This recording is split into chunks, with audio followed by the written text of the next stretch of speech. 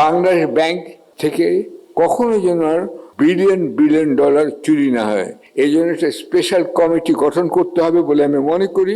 এটা আমার অনুরোধ থাকলো তার কাছে। বাংলাদেশ ব্যাংকের গভর্নর মিস্টার আতিউর রহমান, তিনি সত্যি বালকই ছিলেন, এটাই বলতে চাই। কারণ তিনি বালকটা হলে পরে এত বিলিয়ন ডলার চুরি হতে পারে না। আমি শুধু জনাব তারেক রহমানকে জানিয়ে রাখতে চাই, তিনি নিজেও জানেন না যে তিনি কি। সক্রেটিস একটা কথা বলেছিলেন, নো দাই সেলফ।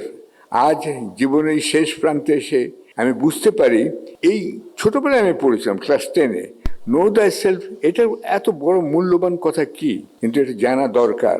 জানলে পরে অনেক কিছু করা সম্ভবপর জীবিত অবস্থাতেই। তারেক রহমান সাহেব মত বিনিময় করতে চেয়েছেন। আমি 4-5টা বিষয়ের কথা উল্লেখ করব খুব সংক্ষেপে। 1 নম্বর, তিনি যদি নজর দেন বাংলাদেশ ব্যাংক থেকে কখনো যেন আর বিলিয়ন বিলিয়ন ডলার চুরি না হয়, এই জন্য একটা স্পেশাল কমিটি গঠন করতে হবে বলে আমি মনে করি।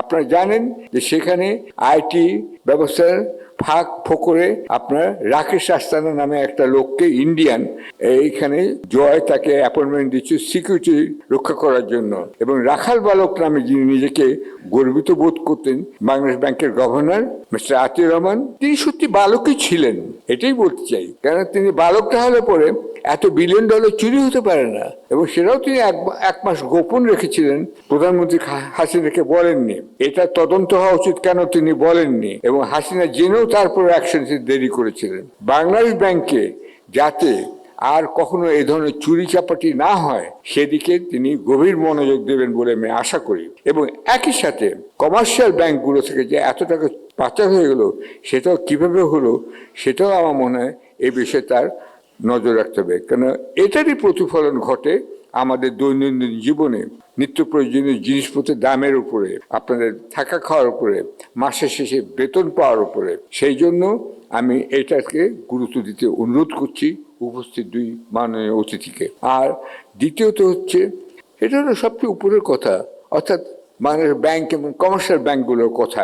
কিন্তু সবচেয়ে নিচের কথা আমি এখন বলতে চাই, সেই সাধারণ মানুষদের কথা যারা এই মিটিংয়ের বাইরে আছেন। আমার ড্রাইভার থেকে শুরু করে বাড়ির বুয়া পর্যন্ত, কৃষক থেকে শুরু করে সাধারণ ব্যবসায়ীদের কথাও বলতে চাই।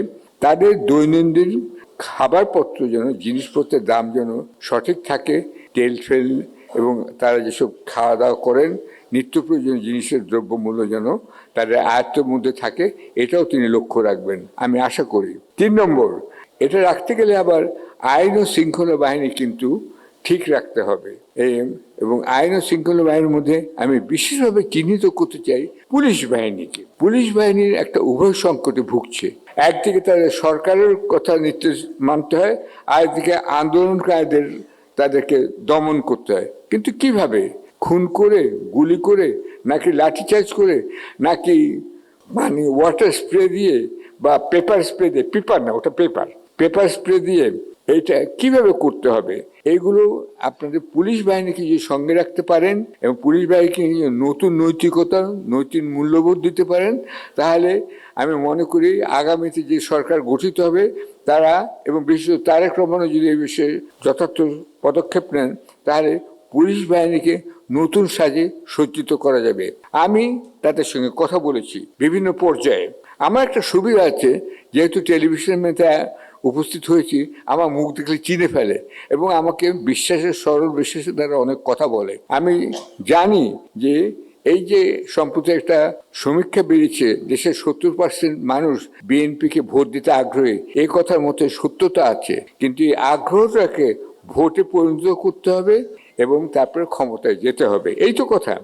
এই কথার মধ্যে কিন্তু পুলিশ বাহিনী চলে আসে। তাদেরকে যদি আপনারা নতুন নৈতিকতা, মূল্যবোধে আপনারা শিক্ষিত করতে পারেন, তারা কিন্তু প্রস্তুত আছে আপনার সাথে কথা বলার জন্য।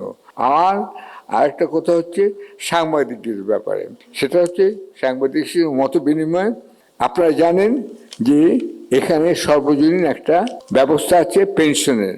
আমি মনে করি যে তারেক রহমান সাহেব যদি ক্ষমতা আসেন, তাহলে উপস্থিত সাংবাদিকদের যে পরিবার আছেন এবং যারা আছেন তাদের পেনশনের ব্যবস্থা করবেন সর্বজনীন সরকারের আইনের ভিত্তিতেই। সাংবাদিকদের জন্য আলাদা আইন করতে হবে না, এটা আমার অনুরোধ থাকলো তার কাছে। ধন্যবাদ আমাকে এই কথাগুলো বলার সুযোগ দেওয়ার জন্য।